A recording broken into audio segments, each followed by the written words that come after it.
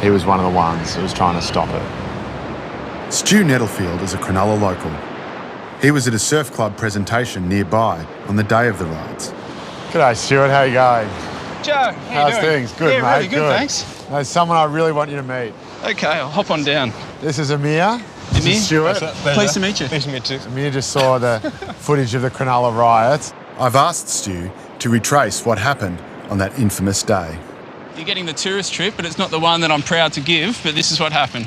There was cars lined up along there, and this is where people started feeding off each other. There was a lot of people just sort of building up courage by being around other like-minded people and drinking a lot in the sun.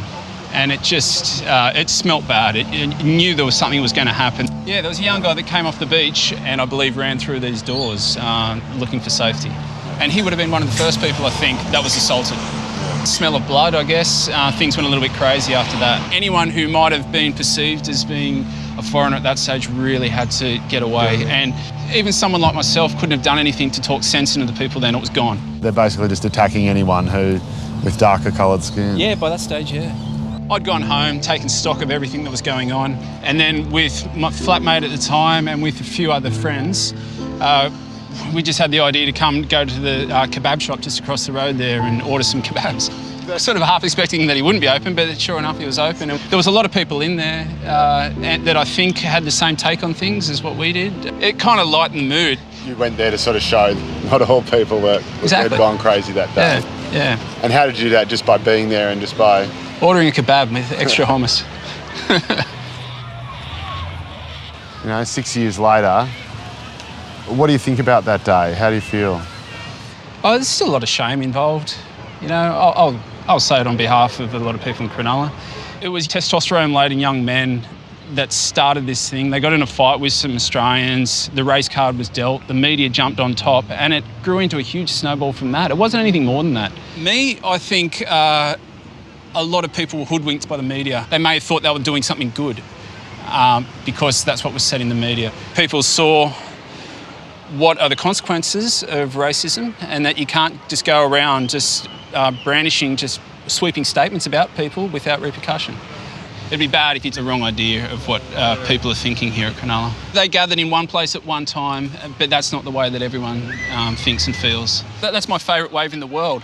Cronulla Point right there, I feel really, really strongly about that. So I've got a real attachment to this place, and then to have Cronulla spoken of the way it was, yeah, it sucks it out from under you, and it's a hollow feeling.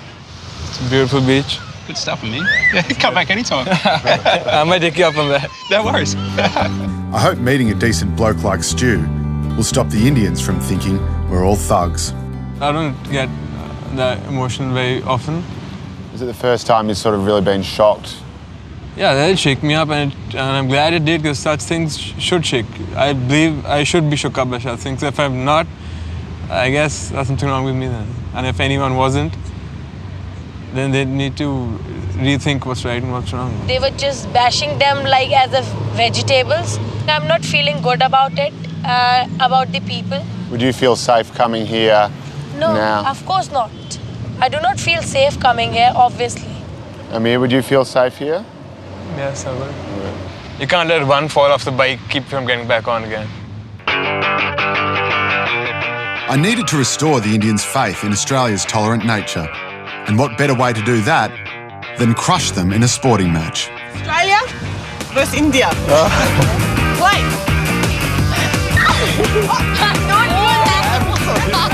Gurmeet's cheated already. Typical Indian. We're playing a multi-ethnic soccer team called the Lakemba-roos. Oh, she missed.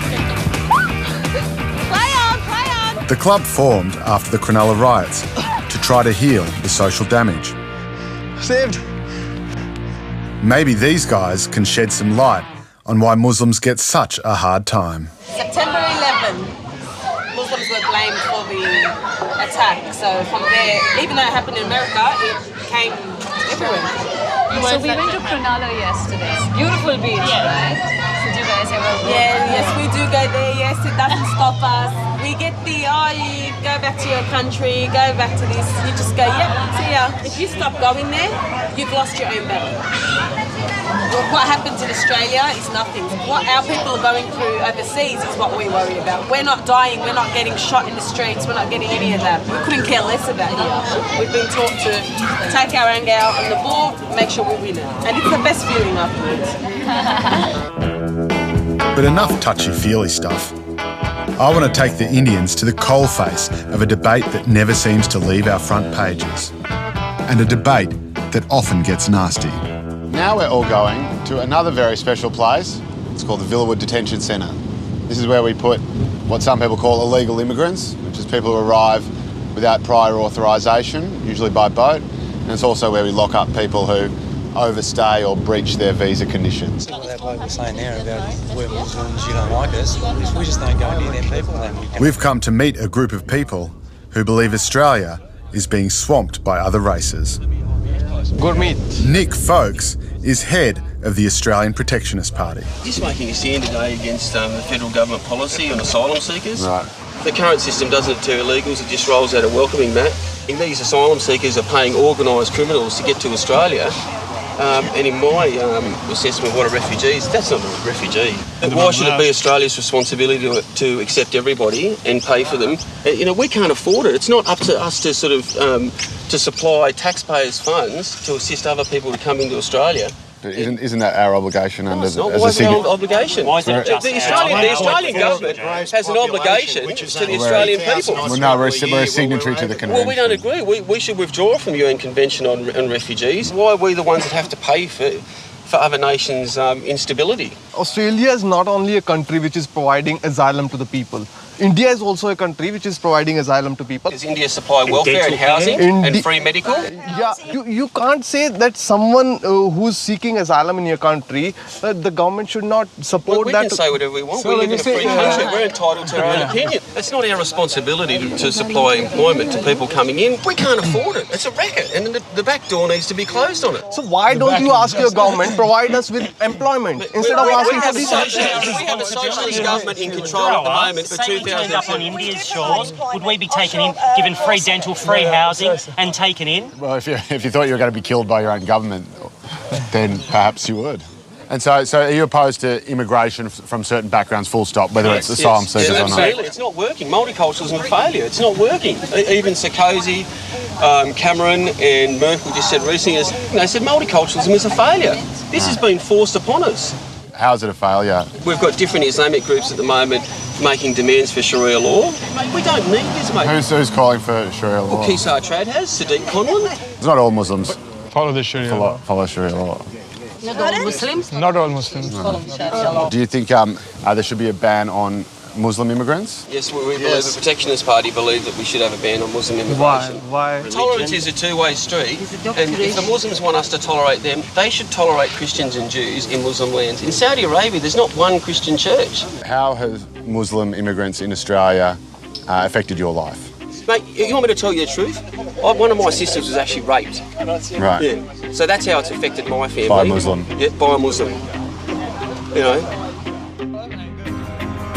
Radhika thought it was time her and the protectionists had a quiet little chat. I do believe that a country has to take responsibility first for its own people. But what does not come across correct to an outsider is the anger. It comes across more like a kind of a hatred. I'm not saying all of you. I understand. Australians are very brash. I understand. We do. We are very passionate. We are very brash. Yeah. So yes, we can be perceived as rude, arrogant, loud. Yeah, as long as you guys don't come across as people, you know, who are Totally against. small-minded, it's all right.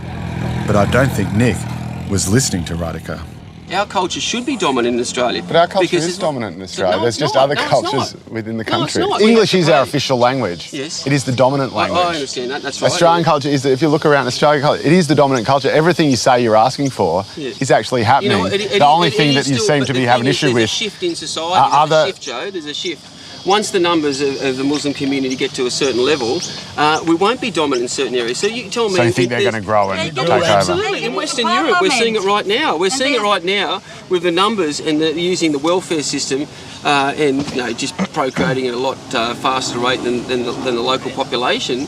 It's changing society. What about things like food? Like, do you eat kebabs? Oh, after I've had a big night out, yeah.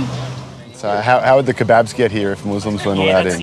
I'll tell you the only benefit of multiculturalism, right, and I'll be honest, is ethnic restaurants. That's Right. probably it. Because as far as contributions go, especially Muslims, they've contributed nothing So you'd like to see country. Just the restaurant. apart from kebabs? Nothing. Just the restaurant. Apart from kebabs. Come the gold bludgers, yeah. Then, out of nowhere, an anti-racism rally shows up. Put them in our country. Oh, you're the racist? Yeah, exactly. And we think that Australia actually has international obligations to process refugees. It's the fault of the government. It's all them. Ferals. Nick!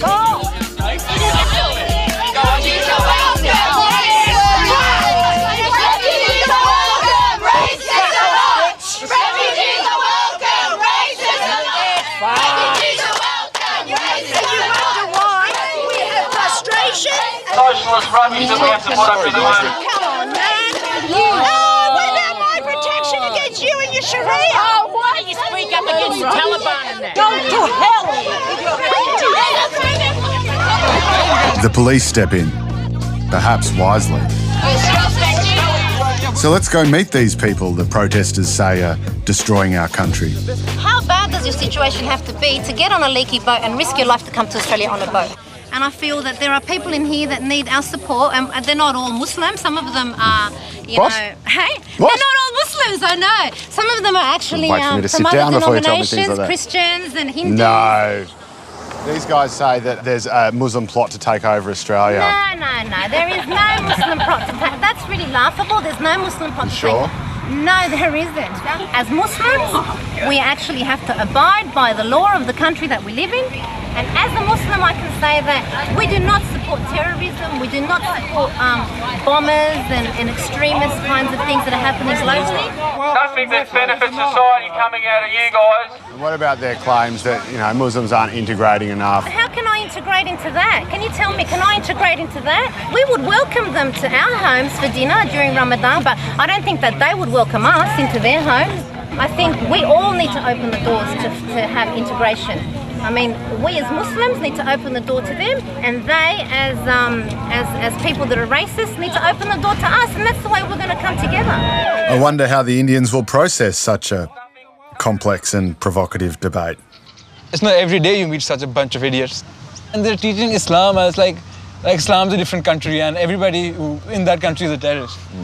What kind of an archaic view is that? I mean, they were being very aggressive, they were being very loud, and the things they were saying were stupid. They say we're protecting our way of life against the bad elements. I mean, you guys are the bad elements. Yeah. I think today we met the most overtly trying to be something else but racist people. Some of them, at least 2 or 3 of them, had political aspirations, and I just hope they stay at the fringe like they are now. How have you seen Australia so far? What are your thoughts on the country? I can be a bit like the media and focus on the bad things. But yeah, I guess I got to be fair. The good certainly outweighs the bad. So yeah, I'm loving it here. What do you think, Mahima? So far, it's been like, in this 2-3 days, it's been like I'm finding Australians a big racist. Very interesting, Gurmeet. I found it quite an interesting country, a multicultural country. But yeah, racist people are there, but they are few in number. Sometimes they are 10 or 15 as I have seen today, but they are not representing Australia. I have encountered some people here who are racist, which does not mean that all of Australia is racist, yes. That's great. I'm glad we haven't disgraced ourselves completely yet. But there's plenty more time for that as we continue our journey. Next week, we venture into the belly of the beast. I take the Indians to the most dangerous city in Australia, Melbourne. We should give it to the people who are the most scared and vulnerable. So, Gurmeet. You think we're joking? Well, look at this. And this. White pride, motherfuckers. And this? Do you want a passion Indian? Not here. Are Australians really dumb, drunk, and racist?